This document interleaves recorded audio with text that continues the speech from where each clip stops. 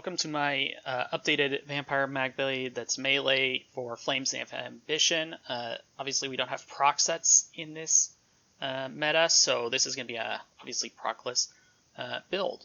I wanted to try doing something different by building a melee Magblade that's Magicka and also uses vampire abilities. I think that's a really fun kind of thematic build, and honestly, the point of it wasn't really to make the best dueler. A lot of what I do is guild v guild fights, and a lot of the guilds we end up fighting are proxy destro builds. So that's what you kind of have to survive, and so that's what this is kind of built around. So we'll jump into stats here. Everything going into Magicka, right? 64 points. Right now, this gives us almost about 34,000 Magicka. We have about 25,000 health and about 16,000 stamina. Now, this is a lot in raw stats, which is really good. Our spell damage is only about 2.3k, and we have a pretty decent crit, actually. Our crit chance is 55% before anything happens, which is incredibly strong. We're looking to get a lot of crits on our hits, especially our AoE hits, and that's how we're going to get a lot of damage out. Obviously, Vampire for this build. We're going to be using Vampire abilities. We really want to be on stage 2. We really like the Strike from Shadows passive for Vampire. That is just going to give us that little bit of extra spell damage. That 300 for 6 seconds. And because we use Cloak, we're going to get it a lot. We also get the benefit of Darkstalker. So we get to ignore the movement speed penalty of Sneak, which is great for us. That just makes us get to move faster when we're sneaking or stealth. And I'll show that how that's going a little bit later when we get into skills. Looking at our sets, the first thing that we're going to pick up is our body pieces are all Mother Sorrow. I've got Tri-Stat enchantments. They're all Impen. Really, you could probably do something like 3 Impen total and like 5 well fitted if you really wanted to. I think you could probably get away with that. Maybe 4 or 5 Impen if you're really getting hit down pretty hard. But because I do a lot of big fights, it's just good because I get hit by a lot of AoE, and so that extra little bit of Impen helps, surprisingly. The rest of your sets are actually Jewelry, Crafty Elfique, 2 Swift Rings, Magicka Recovery Glyphs, Infused, Magicka Recovery Necklace. Front bar, and this is what makes it melee, is we're going Crafty Elfique Daggers, both precise, 1 flame damage enchant, 1 shock damage enchant, and our back bar is Resto Staff Elfique with infused weapon damage. Shoulder, we're using a spell crit piece here with Ice Heart, additionally Tri-Stat Impen right now, and Slimecraw for more crit chance, Impen, Tri-Stat. This gives us a pretty high chance for crit, which is going to work out in our favor. I think we are critting about 60% of the time. When you have Major Prophecy up, it's about 67% of the time. So you do get a lot of crits. It is like huge on your damage. And we'll get into why we want to crit even more when we get into races and all of that. Next is our skills. So we're going to kind of go through those now. First up, on our front bar, we have Lotus Fan. This is just to get us in melee range. It's a great gap closer, and they get minor vulnerability, so less damage. More damage taken. Our main spammable for single target is Arterial Burst. Like I said, I want to make a vamp build. It's not the best skill, but it's fun as heck. And it's fun to kill people with it because they don't expect it. And you can always get a critical strike if you're under 50% health, which we're really not too much, but if you do, guaranteed crit strikes are amazing. And it deals more damage based on how much health you're missing. Shadow Image, major maim or minor maim, reduces their damage done, but it also gives you a place to teleport back to if you need to, and then cloak away to regain stats and then re-engage. Merciless Resolve, let's be real, this is a big heavy hitter, and if you can time it right, whether they're stunned or after a roll dodge, you're going to hit and you will drop someone with this, especially if it crits. It also gives us more crit damage if it's just up, so an extra 10% crit damage and crit healing is huge. Sap Essence, this is how we survive ball groups. The way Zos has the servers working, if you have to target something like a single target ability in those high lag situations, they don't work. But AoEs don't target something, they just go off. So you can actually spam this while you're lagging and it will continue to go off and keep you alive because you're dealing damage, you're healing yourself and allies, and it increases for the more people you hit. So when those ball groups run in, I mean, there are times where this is hitting, in healing for like 200% more, I'm guessing. It's just ridiculous how many people you can keep alive with this. And on top of that, it gives you major brutality and major sorcery, which you like for that 20 seconds, and you'll keep it up a lot. To round it off, Soul Harvest, just more ultimate when you kill people, and you don't really use it for much more. You're not going to really be using that ultimate at all. Backbar, rating and regen. This is our bread and butter for healing. I like to use it on a lot of builds right now, especially when proc comes back and you can use the VMA staff. It's just too good. Race Against Time, again, another bread and butter skill. Minor Force, Major Expedition, more critical damage, more movement speed, makes you immune to snares. This is just a really good passive. Concealed Weapon, if you're from stealth, you can actually set someone off balance from the flank. And if you are invisible, you get a increased movement speed, which is huge. I mean, that just makes you go so fast when you're cloaked or if you're stealth. If you use that in Race Against Time, 50%, 55% more movement speed. Crazy. Shadowy Disguise, what's there to say? Guaranteed crit strike, invisible for 3 seconds, your Magicka, you can basically spam it forever. It's so good. Time Freeze, instant cast time, reduces the movement speed of those in it, and will freeze them for 3 seconds. This is a Zerg killer, it is a ball group killer. If you get them caught in this, it's game over. There is no surviving this. And if you combo that with casting it from invisibility, half the time they can't even react fast enough. You would think that they could within the 4 seconds, but people are slow. And then your ultimate, Swarming Scion, 10,000 of every kind of stat, great, more damage, more health. You heal for 18% of all damage you deal, and you can see the enemies through walls. And you're also dealing an AoE around you. Now this is really good, because you combine that with Sap Essence, and you're healing for an additional 18% for every person hit.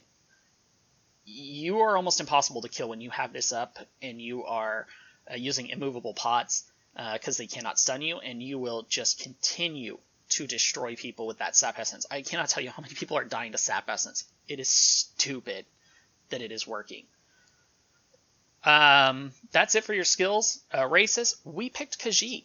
Now, the reason Khajiit works best for this is we really like the Feline Ambush for that critical damage of 12%. Additionally, it also decreases your detection radius by 3 meters in stealth, which is insanely strong. The other good passives are increase all your stats by about 900, and your health recovery and your Magicka and stamina recovery also gets increased. So it's just a good all-rounder, and then having the crit damage really plays into this build. Mundustone, you're going to be using the Shadow, more crit damage. After that, we've got our food, which we're going to be using Witch Mothers. This just kind of rounds us out to having enough Magicka to spam, more health, more Magicka. These are just really good stats for us to have. Potions, going over those really quick. You're going to, of course, want to use Tri-Stat potions. These are just a bread and butter of any build in PvP. You're going to want to look at the immovability potions, both of those, just the Magicka and the stamina version. Those are going to be really good. And then on top of that, you're going to also want to look at the Aligned Spell Draughts, which are like the spell potions, but you can buy them for AP, so that's even better. Magicka, Magic Recovery, and spell damage, and spell critical chance. Oh, really good to have. So that is the way this build works. You're basically going to be fighting in big groups. Like I said, this is not a dueling build. You're not going to win duels with this. But you are going to be able to run into these bigger groups, if you're spamming your sap essence, you're going to be able to counter and actually kill some of the weaker members, especially without proc sets, no Earth Gore, no other of those crazy healing sets, Crimson Twilight. They're going to die, and you're going to actually survive their Destro, Proxy Det explosions, and you are not going to die because, well, no vicious death, so no damage stacking that way. So your sap essence and your vampire is going to take down a lot of people. And if you can get a time freeze off in the very beginning, even better. Magicka Nightblade just has a special place for me. I really enjoy playing it. I love playing it as a vampire. I love playing it melee. Even though none of these things are things you should be doing, that's fine. My builds aren't really min-max. They're not really going to be the best dueling builds. They're not going to be the best builds, period. They're just builds that have a theme, and I like to play. That is why I play them. If I didn't enjoy playing it, I wouldn't. I don't want to run around in a ball group where all I do is spam Proxy Det, Destro, or you're using the bow one Bombard. That's just not my style. It's not as fun for me. So I like playing these off the base builds that are just something that I can enjoy, and they're kind of like stupid fun, bordering on like almost meme builds, I think, but making them work is just what I like to do. So as one of my guildmates would say, out there in Cyrodiil, you stay safe.